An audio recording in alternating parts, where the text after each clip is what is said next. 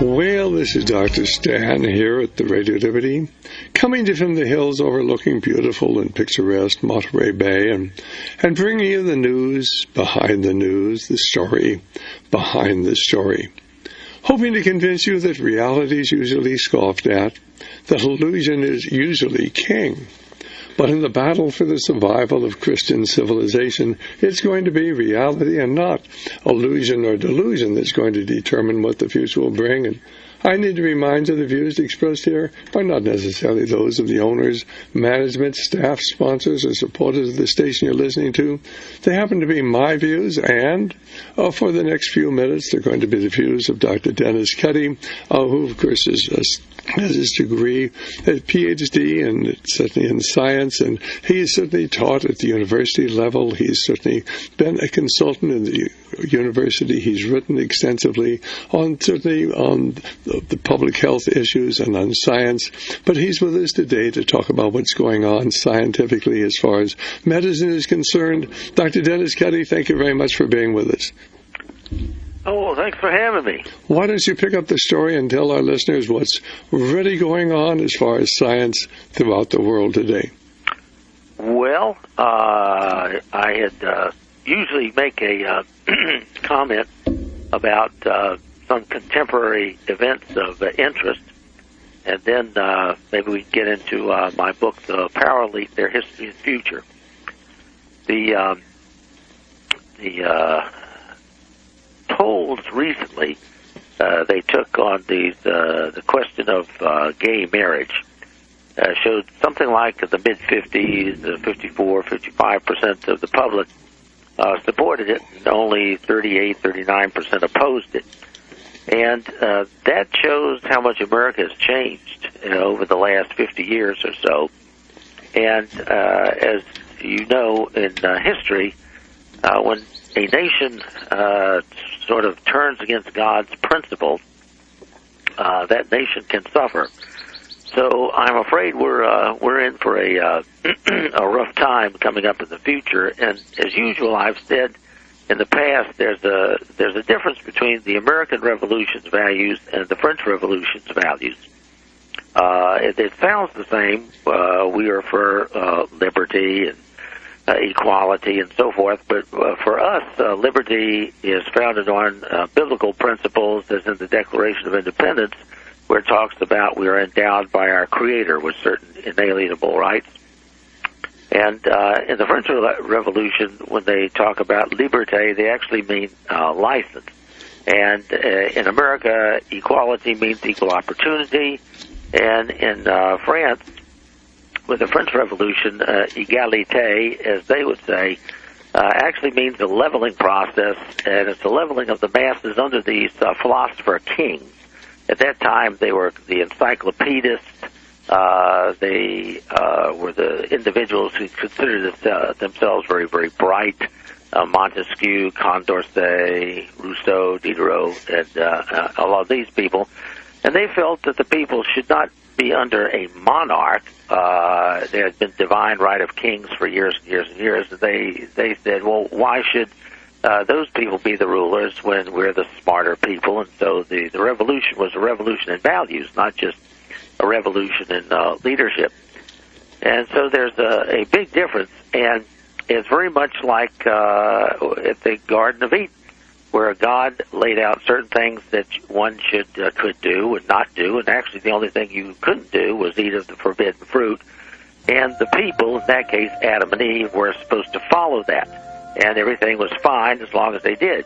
But then when Eve and then Adam decided to be their own ultimate moral arbiter as to what was right or wrong for them, we got in the mess that we're in. They get released or put out of paradise.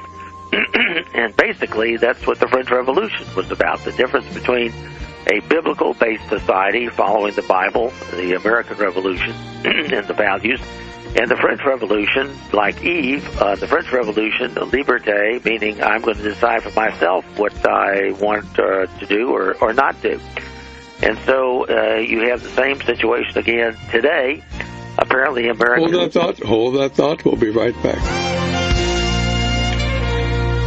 Well, this is Dr. Stan. Our guest this afternoon is Dr. Dennis Cuddy. Dr. Cuddy, of course, is taught at the university level. He has certainly written books. He was in the Department of Education, certainly during the Reagan administration. But he's a prolific writer, and we carry many of his books, at least all those are in print today, going into the background of the secret societies that rule the world. And ladies and gentlemen, there really are secret societies out there, and you're not going to hear about them because the media is tightly controlled by 6 or 7 major corporations that control 90% of the media and control most of the universities, and as a result, why they largely determine what the American people think and read and actually believe. And Dr. Cuddy is simply talking about the degree of control that these people have over our minds today, and basically the average individual has very little idea about morality or freedom, and they've changed the moral foundation of this country, whereas we were once a moral nation and a Christian nation. That is no longer true today. And they've changed the music. You remember the songs we used to sing in church? We don't sing them anymore. And suddenly the thrust of our teaching in church used to be entirely different than it is today. Dennis, you go right ahead. It's the same sort of flow that began with Adam and Eve in the Garden of Eden, and then more recently, a couple of hundred years or so ago, with the French Revolution versus the American Revolution. And then we have today the same sort of situation where America, 100 or so years ago, had a certain biblical basis to it. You would find people regularly attending church, and you would find most people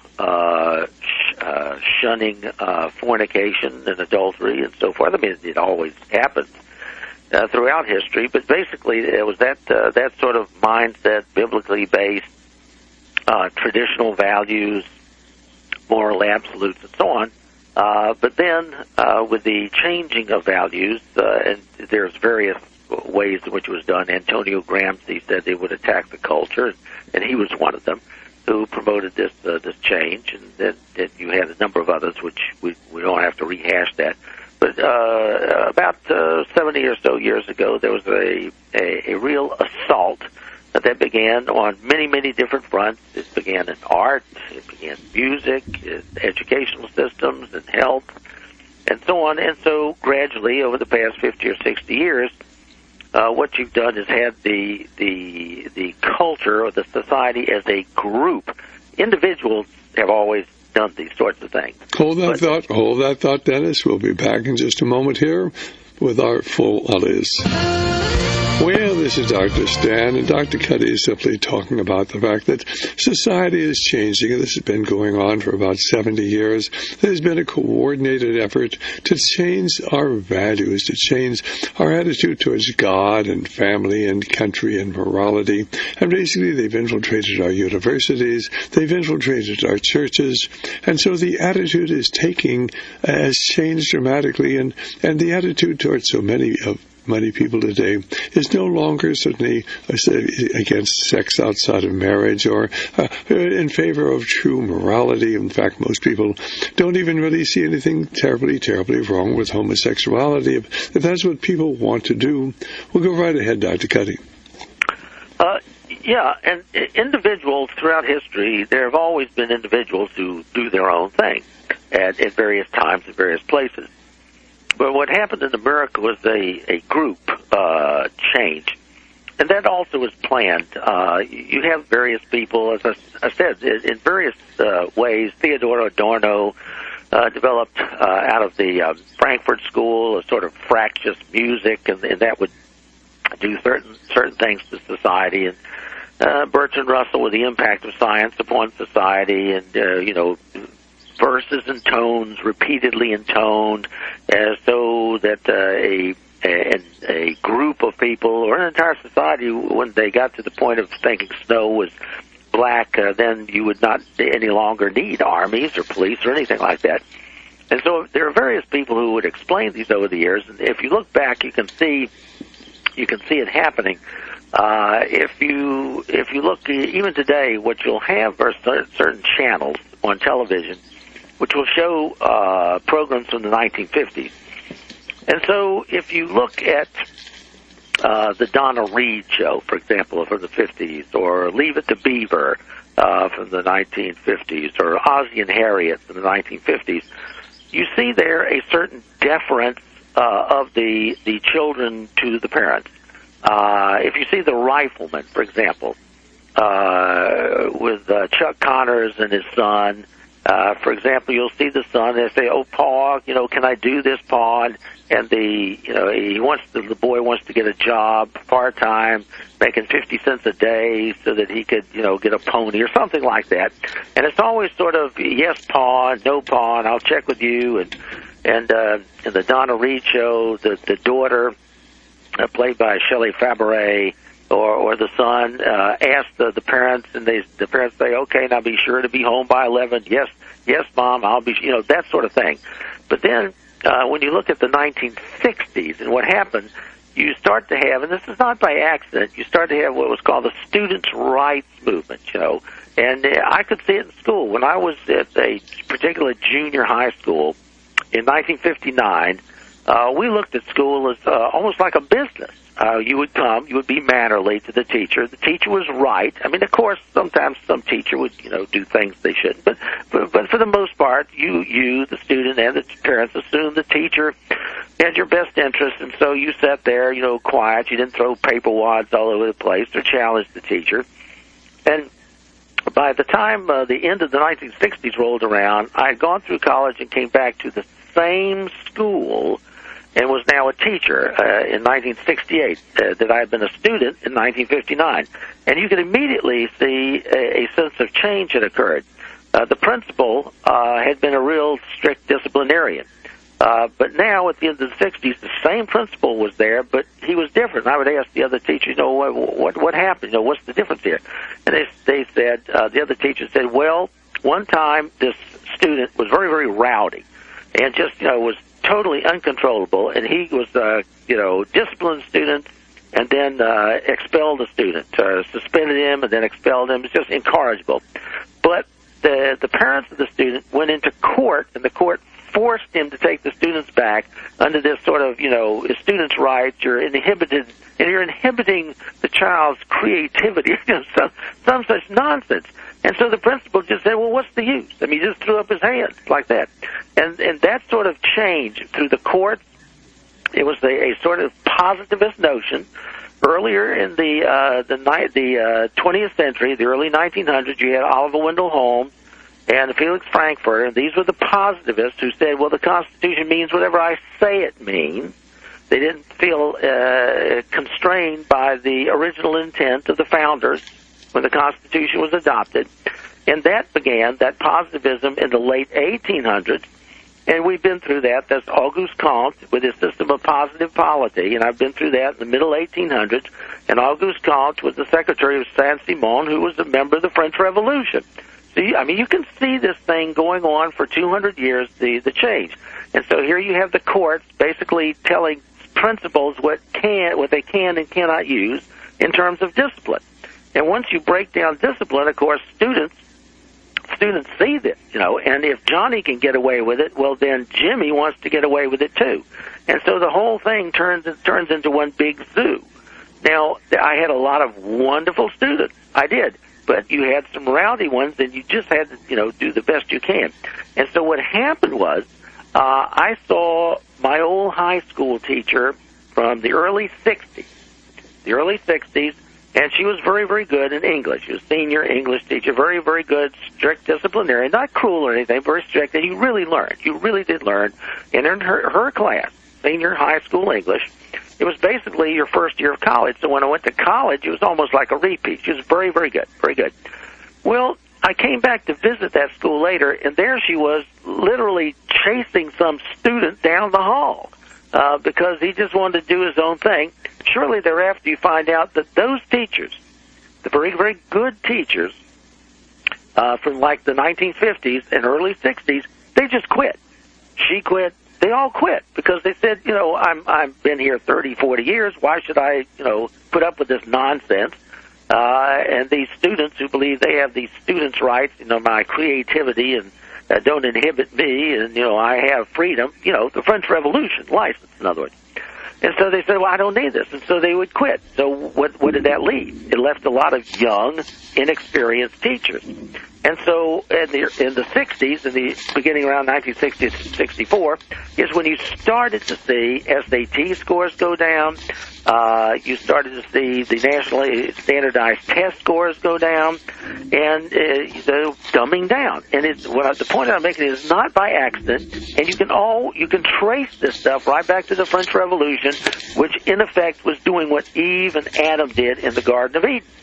And so that's in education, in music, the same sort of thing. Once you devolve away from standards, you create a certain chaos. So, for example, there used to be standards in music, and I've written about this. I'm not going to belabor it, but whenever you have standards in music or art or whatever it is, you have a foundation upon which to judge something as to its value. But if you do away with standards, then basically anything goes. Anything goes in art. You know, throwing a can of paint on a canvas and rolling a bicycle over it becomes art. You know, and who's to say it's good or not? You know, if you say, well, that's rotten art, they would say, according to whom? You know, you? Well, that's your opinion, you know. I have my opinion. You have your opinion. You know, everybody has their opinion. And so there's no longer a standard of what constitutes good art or good music. Music, then, what happens is they devolve. They degenerate back to a sort of primitive state, right? And so instead of music having certain qualities, certain tonal qualities, the voice or the instrument, or your ability to hold a note with purity, if you're singing like that, it simply becomes yelling. You know, the person who can yell the most is supposedly exhibiting their feelings and emotion, and of course that becomes good music. Their voice may be crummy, I mean absolutely horrible, but it doesn't matter because they're showing their emotion and real feeling, right? And remember, I told you what they did was they turned the society and school and all of these things from logic, the cognitive domain, to the affective domain, because under the affective domain, social relationships and feelings and such, they're more easily manipulable. And so you can use art to manipulate, you can use music to manipulate, and you say, well, how do you use art to manipulate? Well, there's a famous statement by Bertolt Brecht, a very famous artist. He said, art is not a mirror that you put up against reality, but it is a hammer with which to remold reality. And remember that term, remold. That's the Fabian socialist. We want to remold it nearer to the heart's desire. And so this is all a plan. It's, you know, psychological plan for music, plan for art, plan for education, plans for sports, you know, whatever it is. You say, what do you mean, sports? Well, it's the same thing. Once you change standards, like let's say you go for baseball from 154 games to 162 games, then you say, oh, look, we've got a new hero because he has hit more triples or home runs or whatever. Well, so what? Yeah, if you lengthen the season by 8 games, of course they're going to do it. But they do that for a particular reason. They want the new hero, you know, the new person to look up to and so forth. And so what you have is almost a changing in a way which becomes, as I said, sort of primitive. And so instead of music having about 5 or 6 things that you would judge, like when I went to the governor's school, which was the first one in the nation, it's funded by Carnegie back in the 60s, and now every state has the thing. We had to be able to do certain things. You had to be able to sight read music, you know, a cappella, and you had to read, you know, you had to read the music, and you were judged by certain tonal quality and the purity and all this sort of stuff. Well, once you do away with that, then who are you to say that the beat isn't what's most important? Okay, so at the beginning of the late 50s and then in the 60s, that's what all the people, especially young people, said, well, look at the beat. It's got a good beat. They forgot about everything else. It was only the beat. Well, what's that? That's primitive. That's the way the early primitive tribes did. Beat on the drum, bang, bang, bang, and that was music. The rhythm of the beat, the the tempo of the beat, but it was all the beat.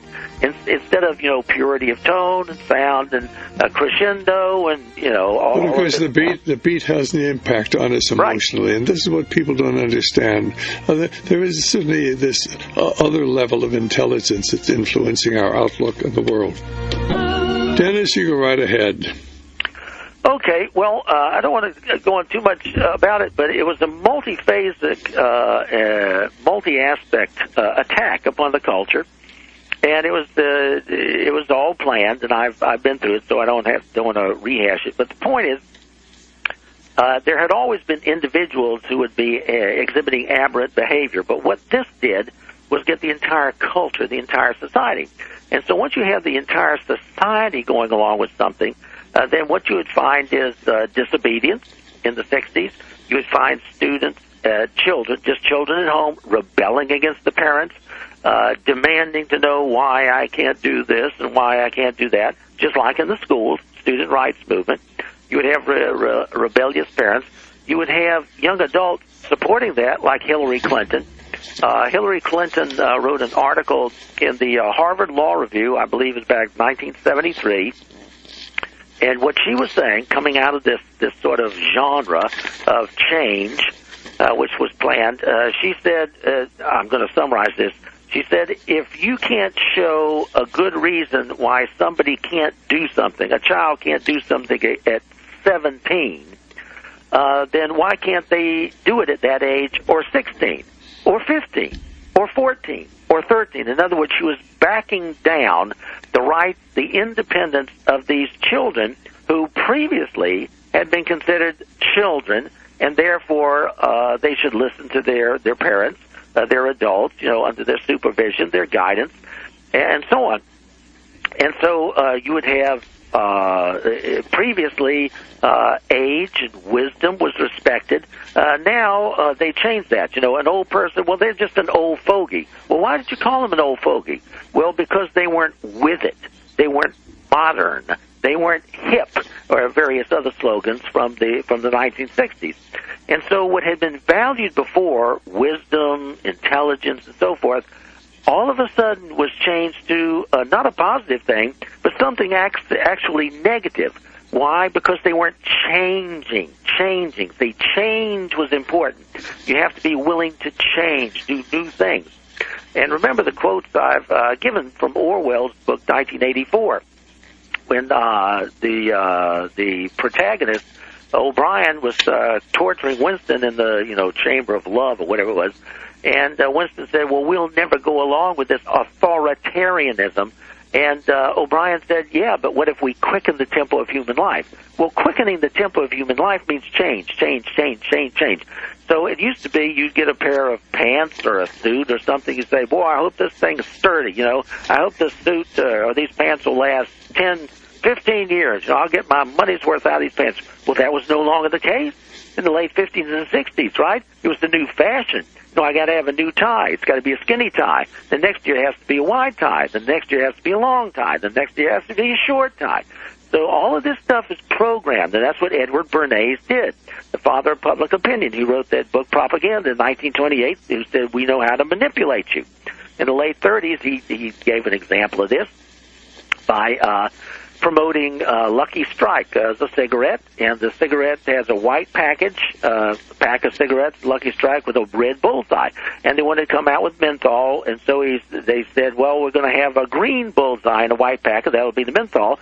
And so he went to the Garment District of New York City and paid them a ton of money to make the fashions for the next year red and green. And so everybody's doing, wearing red and green dresses. Okay, well, this is Dr. Stan. Our guest is Dr. Dennis Cuddy. Dennis certainly is talking about what's going on behind the scenes and how our reality has been altered. And certainly Dennis has written a number of books on the power elite, this small group that really runs the world. So, Dennis, did you want to get to the major subject for this afternoon?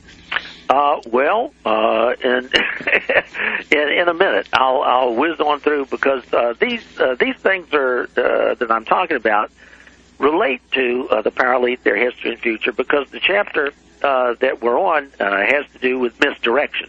And so in the book, which would be the main thing that we're talking about now, the Power Elite, Their History and Future, and Misdirection, is the previous chapter was on psychological conditioning of people.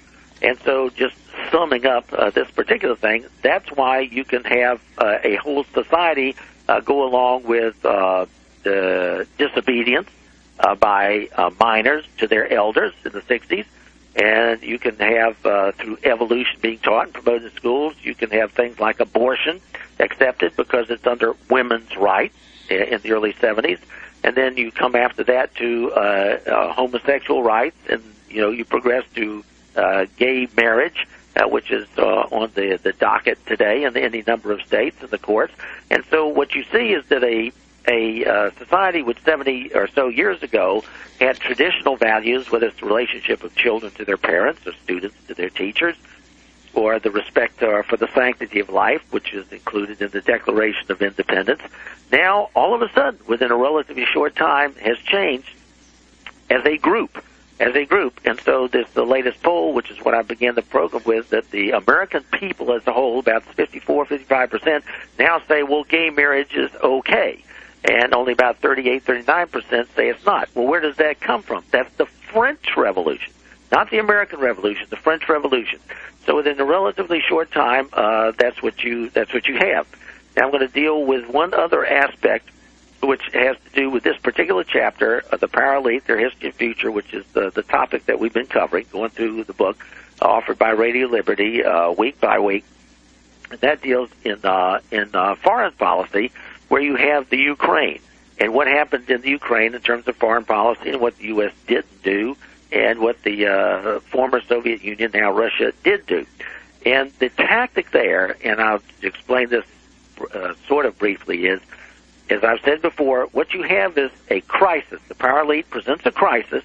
There's a reaction to the crisis, and they use the reaction to further their goals. So, for example, you might have the Ukraine, which is a basket case in terms of economy. So they have a revolution. The reaction to the crisis is the Russians moving into the Crimea.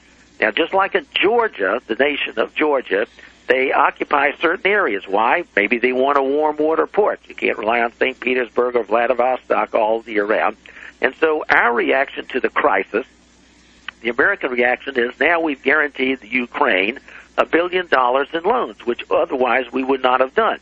And so if you remember that movie, The Mouse That Roared, this little nation comes up with sort of a blackmail of a nuclear weapon that it's going to use against us, and then it surrenders if we give them a ton of money.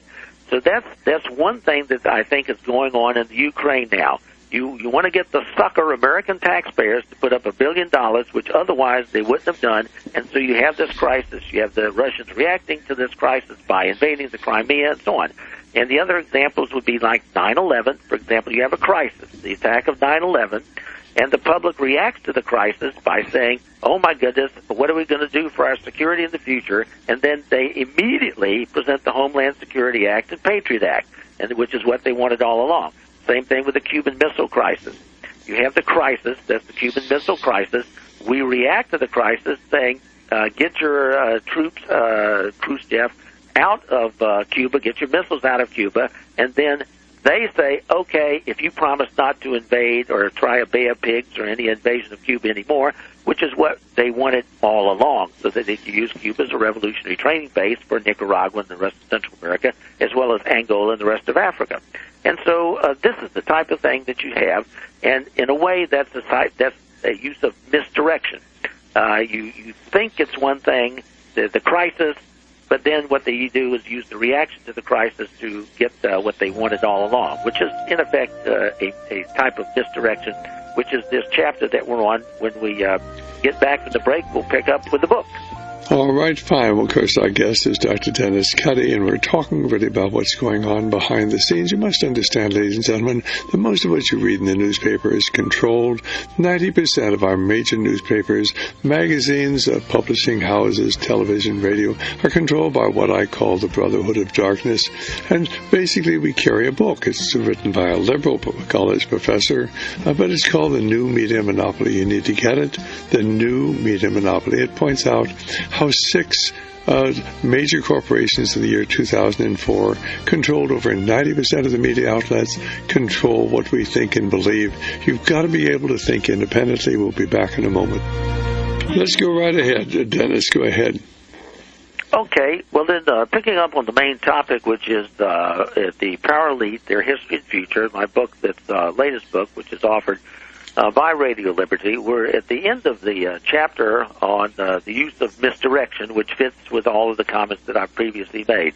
And I'll just give several examples from the end of the chapter. For example, we had already had a no-win war strategy in the Korean War, the late 1940s and early 1950s. And so, once again, even though you think we would learn from this mistake, in the 1960s and early 70s, you have the Vietnam War, and that began over the American reaction to the crisis of North Vietnamese PT boats attacking a U.S. destroyer on August 2nd, 1964, supposedly, in the Gulf of Tonkin. Later, of course, it was discovered that the attack had never occurred.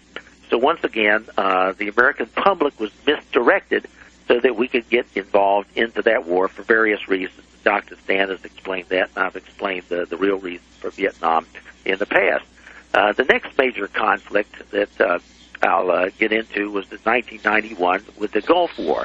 And that's when the U.S. Attacked Iraq, and that misdirection was similar to the misdirection of the First World War. Remember, the First World War, the British misled the Germans into thinking that if the Germans sided with the Austro-Hungarian Empire against Serbia and Russia, that Britain and France would enter the war.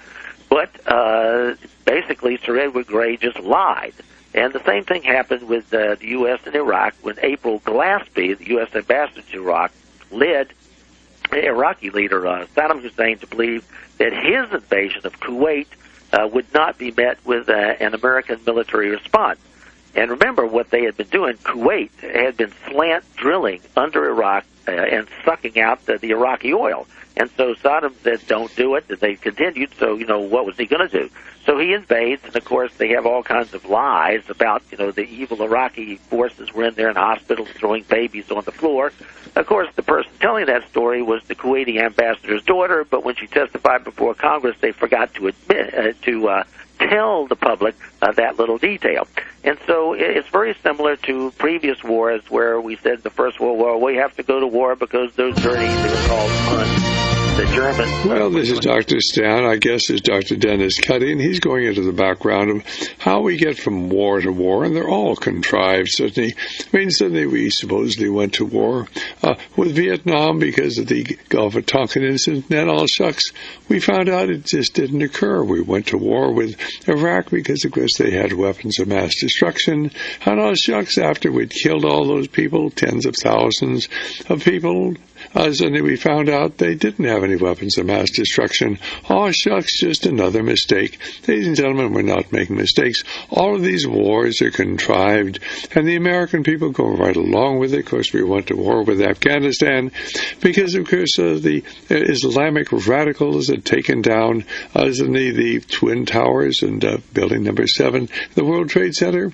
But then, of course, if you go ahead and you look at what happened, why, of course, the so-called Islamic terrorists that took them down, 15 of the 19 came from Saudi Arabia. So if 15 of the 19 came from Saudi Arabia, why did we attack Afghanistan?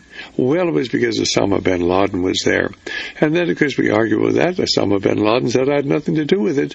All you need to do, ladies and gentlemen, is go on the Internet, go to our website or anything else, and look at Building 7 and watch it come down. It's obviously a controlled demolition. The center of the roof caves in first, then the base of the building goes up. It's a controlled demolition. That city was taken down artificially. It wasn't taken down by terrorists. It was a controlled demolition, and the entire war against the Islamic world that began back there in September of 2001 is all phony, and all the people who died, and we're talking about hundreds of thousands of people who have died over there, have died for absolutely nothing. It was all contrived. Go right ahead, Dr. Cuddy. Okay, well, the first Gulf War of 1991 was misdirection by April Glaspie, very much like the First World War, where Sir Edward Grey misled Prince Lichnowsky of the Germans, and I've been through that. And then at the end of the 90s, you had American NATO involvement in the Bosnian War, and that really followed the pattern of World War II's misdirection, because the U.S. reacted to the humanitarian crisis it said was occurring in Kosovo. Well, that crisis occurred, however, because Yugoslav leader Slobodan Milosevic was reacting to the crisis of the KLA, the Kosovo Liberation Army terrorists inciting the murder and the chaos there. According to James Bissett,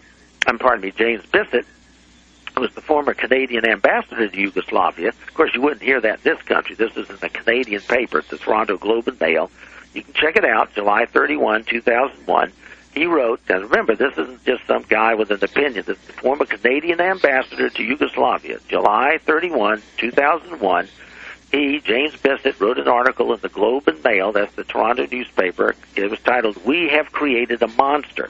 And in there, he said the CIA and British Special Armed Forces armed and trained the KLA in Albania to foment revolution in Kosovo, which then resulted in the assassination of Serbian mayors and ambush of Serbian police. So, what's Milosevic supposed to do? But you had the humanitarian crisis, and so, NATO now gets to intervene. And then, as Dr. Stan said, in the early 2000s, the Iraq War of 2003 followed a pattern of World War II as well, where the American public was misdirected against Iraq after the U.S. had attacked the Taliban in Afghanistan. And this American military response was a reaction to the crisis of September 11th, 2001, upon the World Trade Center and the Pentagon by Al-Qaeda, which was harbored by the Taliban in Afghanistan, as Dr. Stan said. So you have these various types of misdirection used, and one of the more late ones, most recent ones, of course, involved Syria and Turkey. And it's not just the case of where did Saddam Hussein's chemical weapons go. They were sneaked over into Syria, which we knew all along, right from the beginning. But in that case, the reports indicated that the U.S., once again, NATO, was considering helping the NATO member Turkey, and Turkey was reacting to the explosive shells from Syria that had been falling upon Turkish land, and that would, as in the case of Kosovo, give the U.S., NATO, an excuse to respond to the humanitarian crisis occurring in Syria, as the forces of Hafez al-Assad, their leader, reacted to the crisis of externally funded armed revolutionaries within Syria trying to overthrow the government there. So at the end of the chapter, I give those several examples of the responses to crises, the reactions to crises, which the Paralelite then uses to accomplish whatever it wants, whether it's the 9/11 or Syria and Turkey or whatever it is, Libya, same sort of thing. And so that concludes the chapter of the use of misdirection. And the next chapter in the book is titled Oklahoma City Bombing Anniversary. And that I chose as a specific example of how the Paralelite manipulates things under their ultimate plan, and below that, of course, the secret Nazi plan, which is the title of my previous book, The Paralelite and the Secret Nazi Plan, which is also offered by Radio Liberty. Now, in that book, the book about the Paralelite and the Secret Nazi Plan, I had referred to the infamous Nazi named Adolf Eichmann, his associate, his close associate, whose name was Otto von Bolschwing, whom Allen Dulles, who would become, he was head of the CIA under President Eisenhower. So Allen Dulles had helped this fellow, Otto von Bolschwing, immigrate to the U.S. in 1954. Just 9 years after the Second World War. Dulles is doing this stuff. I mean, he's working with SS officer Paul Dickoff right from practically the beginning of American involvement in the Second World War, and he continues right on through. And of course, he's aware of the secret Nazi plan, and so he helps Bolschwing come here in 1954. And according to a book by John Loftus and Mark Ahrens, that's titled "The Secret War Against the Jews," Bolschwing had said that in any future war, the support of the Muslim world was essential to Hitler's plan. And that's what I've said. You know, the Nazis had allied with the Muslim Brotherhood beginning in the 1930s. And so in the fulfillment of this secret Nazi plan, which they said would perhaps be about 2 generations after the Second World War, which would be about now, that the role of the Muslim Brotherhood would be extremely important part of fulfilling that secret plan for world control. And it's coming about as we speak. Now, from the Muslim Brotherhood, of course, there are various offshoots. For example, Hamas, H-A-M-A-S. Hamas comes from the Muslim Brotherhood. And if you look at the book by Stephen Emerson, he also has a good video from 1995, I think, and PBS only showed it once, and you know they didn't show it again. And later on, they came back to him and said, you know, maybe we made a mistake on that because he showed terrorists within this country going around the country and asking for money so American blood could, you know, flow in the streets and all this. But anyway, Stephen Emerson wrote a book called American Jihad, The Terrorists Living Among Us. And in that, I got the book, and I looked in it, and I saw, I think if you open it right in the middle, he has this map. You can sort of unfold this map. And he listed Hamas as having groups and conventions in Oklahoma City. The Oklahoma City, right? I mean, that's, you know, he doesn't say Seattle or something. It's Oklahoma City specifically. So Hamas has a very, very heavy presence in Oklahoma City, and that'll become relevant here. And I think we're talking about an Islamist terrorist organization. Right. What are they doing here in Oklahoma City? Very simply, ladies and gentlemen, a lot of this whole world Islamic terrorist movement is being organized and funded from the United States. I mean, who organized the Muslim Brotherhood? They were originally organized in 1928 by MI6, British intelligence, and we took it over at Sydney following the Second World War, and we've funded the Muslim Brotherhood ever since then. And you can go up on the internet, you can find articles on that. You'll never hear this mentioned by the controlled media because you're not supposed to understand how this all fits together.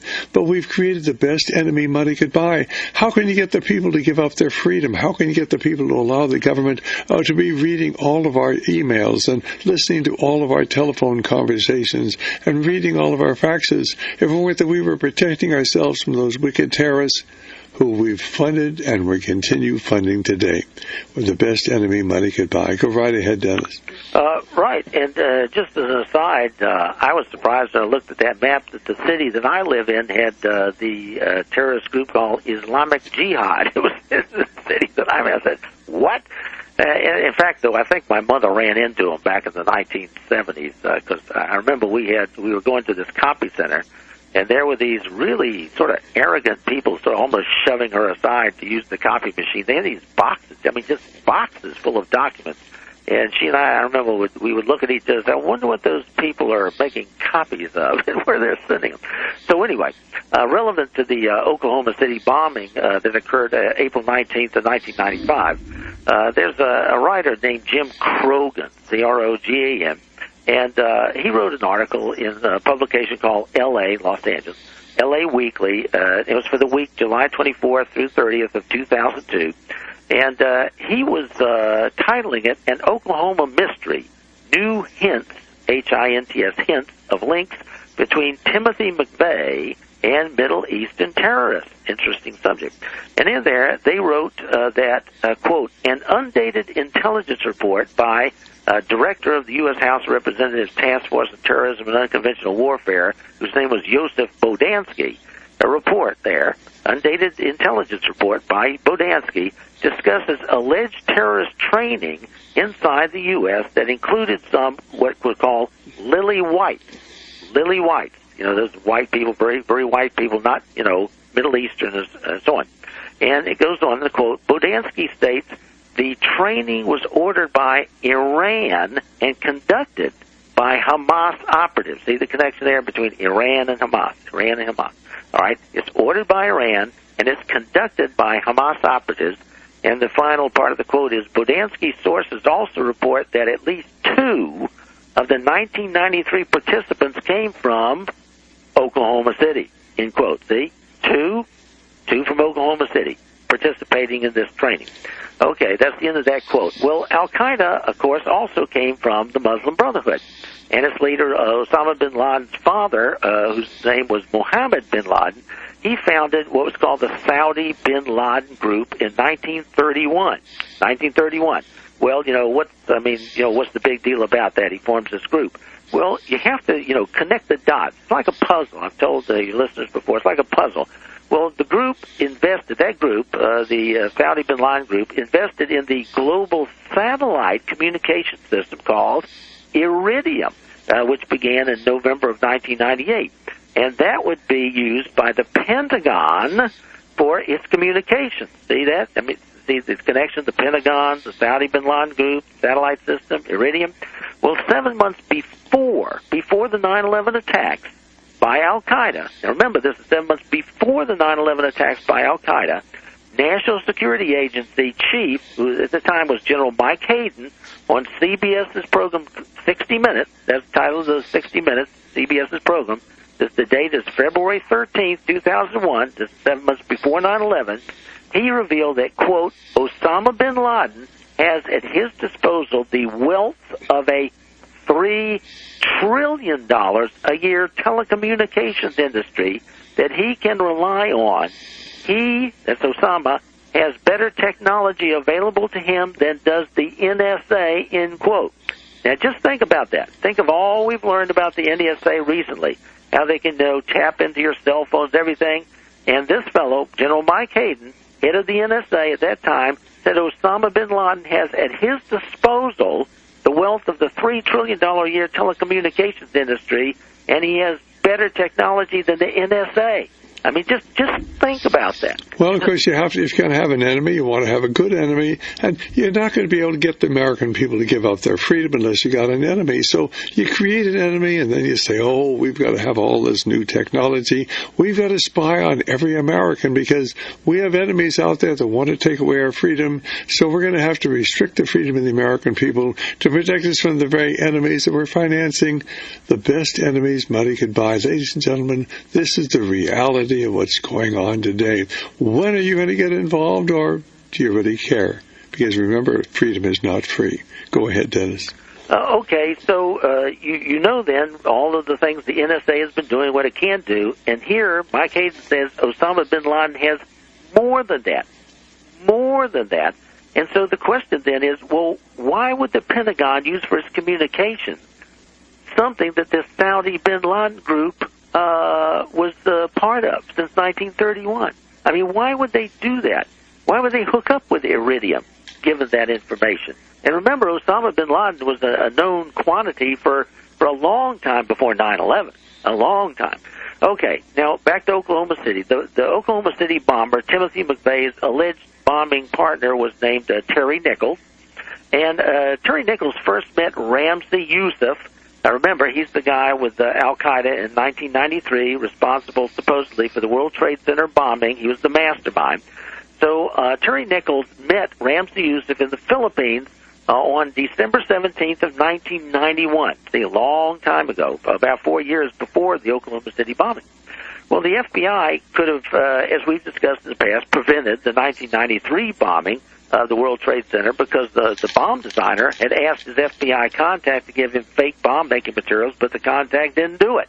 And the FBI also could have prevented the bombing of the Alfred Murrah Federal Building in Oklahoma City, but it prevented the Bureau of Alcohol, Tobacco, and Firearms, BATF, from its planned raid of Elohim City to arrest Andreas Strassmeyer, described as the bombing, quote, instigator, end quote. So once again, just like in 1993, where the FBI could have done something to prevent that bombing, the FBI a couple of years later could have done the same thing, but the Alcohol, Tobacco, and Firearms was going to have a raid, but the FBI said, no, don't do it. So the FBI blocked another bombing that was about to occur. Now, Ramzi Yousef, remember, who was the mastermind of that, also had planned what was called Project Bojinka. And that project was where airplanes would be taken over, commercial airplanes, crashed into the World Trade Center, Pentagon, and so forth, just like what did happen on 9/11. And he was in the Philippines, Ramzi Yousef, with a person named Abdul Hakim Murad, M-U-R-A-D, and he, Murad, told prison guards after the Oklahoma City bombing that Yusuf's, quote, liberation army, that's the branch of Al-Qaeda, was responsible for it. So here he is admitting their hands in the Oklahoma City bombing. And that's according to Paul Williams, who Dr. Stan's had as a guest several times in the past. And Paul Williams was a consultant to the FBI, and it was in his book, Al-Qaeda Brotherhood of Terror, which was published in 2002. And when we get back from the break, I'll tell you what Williams said in there. All right, fine. Now, ladies and gentlemen, reality is usually scoffed at. Illusion is usually king. But in the battle for the survival of Christian civilization, it's got to be reality, not illusion or delusion, that will determine what the future will bring. We're being lied to at every turn to justify ever more control of our lives. Dennis, you go right ahead, and we've got about 3 minutes to finish up the program. Okay, so in Paul Williams' book, he was a consultant to the FBI, and in his book, Al-Qaeda Brotherhood of Terror, which was published 2002, the year after 9/11, Paul Williams wrote this: while making final preparations for Bojinka, the terrorists met with Terry Nichols several times in Cebu City, the Philippines. Some FBI officials now believe that Nichols obtained contact with Yusuf through Muslim students at Southwest College, that's formerly Southwestern Oklahoma State University, in Weatherford. And that's what it would become known as. And that was in Weatherford, Oklahoma. And the quote continues, the officials further believe that Yusuf and Murad provided Terry Nichols, with training in making and handling bombs. Several informants recently gave testimony that they met Nichols with Yusuf in the Philippines, and that the American, that's Nichols, was affectionately known there as the farmer, because that's what he was. Terry Nichols was supposedly a farmer. And that's the end of that quote. Well, Al-Qaeda's primary hiding place and training ground is in northwest Pakistan. And it, probably still is. They shifted from Afghanistan to northwest Pakistan, Waziristan, and so forth. And Pakistan's head of intelligence services at the time of 9/11, those attacks, was the General Mahmoud Ahmad. And what's interesting about Ahmad is he had $100,000 wired to 9/11 attack leader Mohammed Atta, who was an Egyptian. Remember, Egyptian, as one of the few Egyptians, most of them, as Dr. Stan said, 15 to 19 from Saudi Arabia. But Mohammed Atta got the $100,000 from wired at the instructions of General Mahmoud Ahmad. He was an Egyptian and a member of an engineering society associated with the Muslim Brotherhood. And of course, this was all having to do with the attack on the World Trade Center on September 11, 2001. So basically, why were they sending money to them, to Mahmoud Ahmad? Why? Certainly, didn't we ever go back after the people who financed it? Right, and that was just 1 month before the attack. Right. And so why then did we attack Afghanistan? Because this is not from Afghanistan. Where was Ahmad from? Mahmoud Ahmad is the intelligence chief, but Mohammed Atta was from Egypt. Right, okay, go ahead. He's the ringleader of the whole thing. And where did he attend flight school? Oklahoma. Oklahoma is where Mohammed Atta had visited a flight school in Oklahoma. And there's an article by James Langston called Iraqis Linked to Oklahoma Atrocity. That's in the Evening Standard, London, October 21, 2002. Well, this is Dr. Stan, and certainly you really need to get Dr. Cuddy's material on this. Nothing or almost nothing we've been told about the bombings and the attack on America has been true. This is all contrived. Why? To take us into a war with the Muslim world. They want to involve us in a war with the Muslim world, like they wanted to involve us in the past in a war with the Nazis. And ladies and gentlemen, most people do not understand. We financed the Nazis. American corporations, American banks financed the Nazis starting in 1933, and so by 1936, while the Nazis were able to invade the Rhineland, and 2 years later, with funding and weapons provided by America, they were able then to invade suddenly the Sudetenland and suddenly Austria. And ladies and gentlemen, nothing as it appears to be. We created the best enemy money could buy. We funded the Nazis before, during, and after the war. We helped them to escape to South America, and now we're funding this whole world Islamic movement. Dennis, do you have a parting thought before we let you go? Well, I just want the people to look at how they're manipulating the values of the society as a group, be aware of it, and try and warn others. Amen to that. We carry Dr. Cuddy's books, The Power Elite and the Secret Nazi Plan, The Power Elite, Their History and Their Future. Both of these books, The Power Elite, The Secret Nazi Plan, The Power Elite, Their History and Future, along with others of Dr. Cuddy's books, are available by calling 1-800-544-8927. 1-800-544-8927. Dennis, thanks very much for being with us. Always a pleasure. Look forward to talking to you next weekend.